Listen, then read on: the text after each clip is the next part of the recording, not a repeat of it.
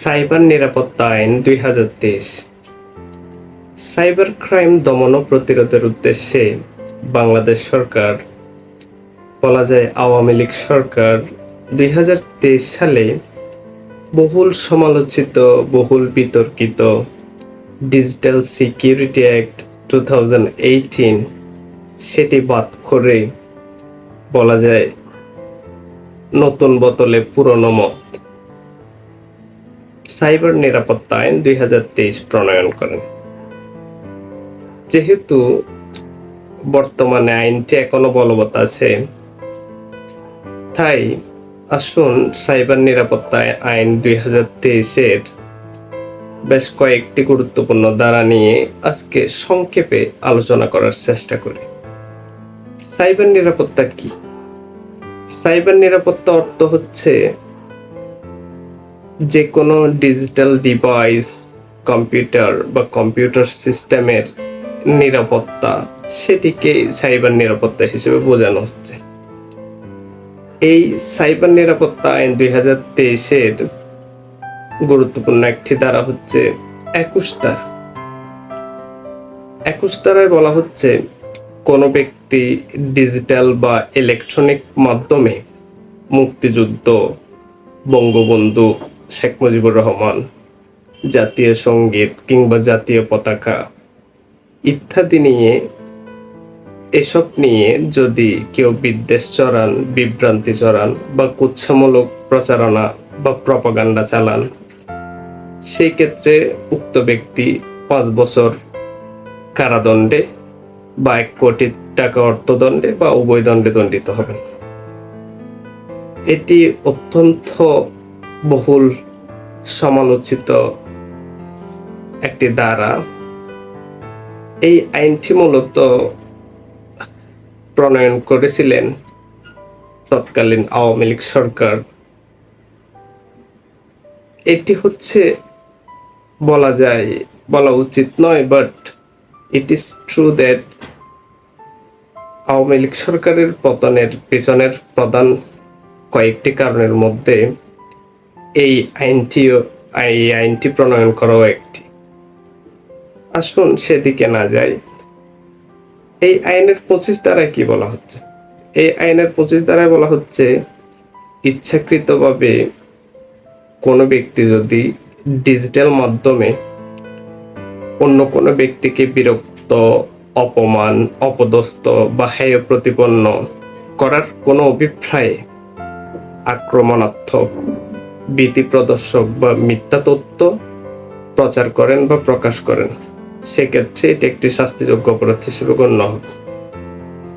এবং এই ২৫ ধারা অনুসারে কোনো ব্যক্তির বিরুদ্ধে যদি আক্রমণাত্মক, মিথ্যা বা ভীতি প্রদর্শক কোনো প্রচারণা চালান, সেক্ষেত্রে ২ বছর কারাদণ্ড বা ৩ লক্ষ টাকা অর্থদণ্ড বা উভয় দণ্ডের বিধান রয়েছে।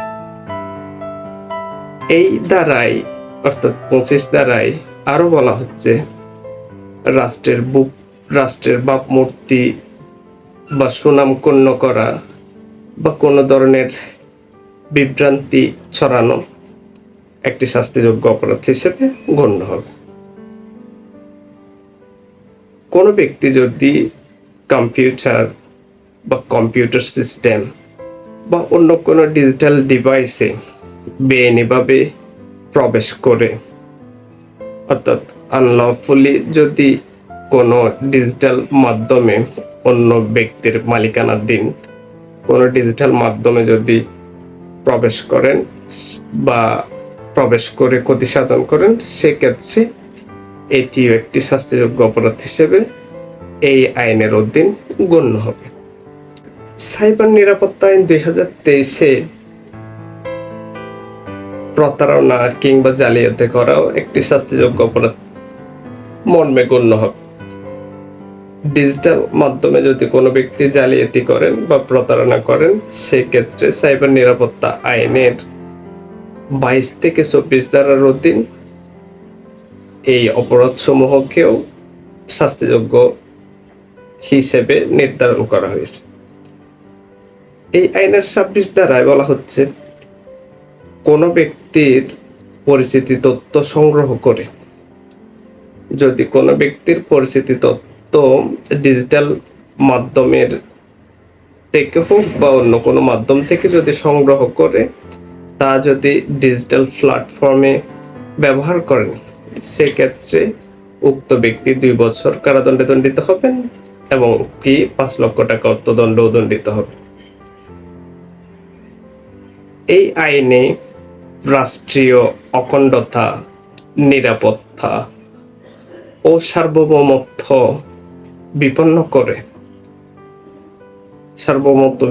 বিপন্ন করে জনগণের মধ্যে যদি ভয়ভীতি সঞ্চার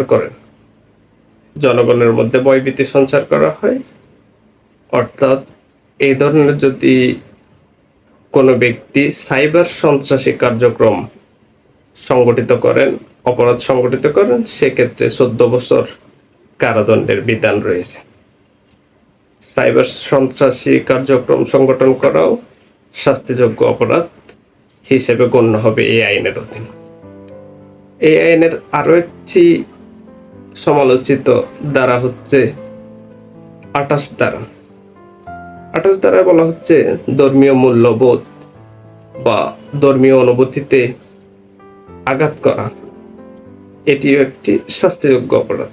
অর্থাৎ কোনো ব্যক্তি যদি ডিজিটাল মাধ্যমে বা ডিজিটাল প্ল্যাটফর্মে ধর্মীয় মূল্যবোধ বা ধর্মীয় অনুভূতিতে আঘাত করেন, সেক্ষেত্রে 2 বছর কারাদণ্ড এবং কি 5 লক্ষ টাকা অর্থদণ্ডের বিধান রয়েছে।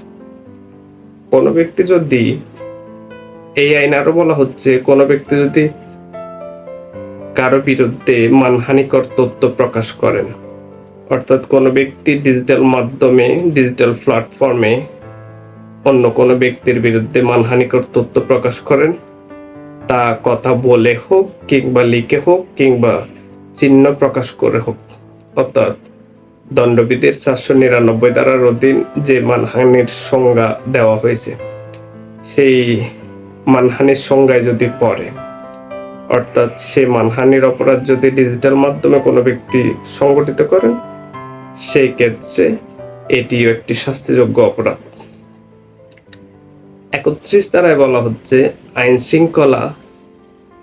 শৃঙ্খলার অবনতি ঘটানো, ঘৃণা ছড়ানো বা বিদ্বেষ ছড়ানো বা সাম্প্রদায়িক সম্প্রীতি বিনষ্ট করে এমন কিছু ডিজিটাল প্ল্যাটফর্মে ছড়ানো একটি শাস্তিযোগ্য অপরাধ হিসেবে সাইবার নিরাপত্তা আইন 2023 অধীন বিবেচিত হবে।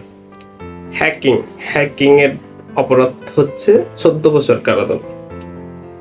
কোনো ব্যক্তি যদি ডিজিটাল প্ল্যাটফর্মে হ্যাকিং অপরাধ সংগঠিত করেন, সেক্ষেত্রে 14 বছর কারাদণ্ডের বিধান রয়েছে।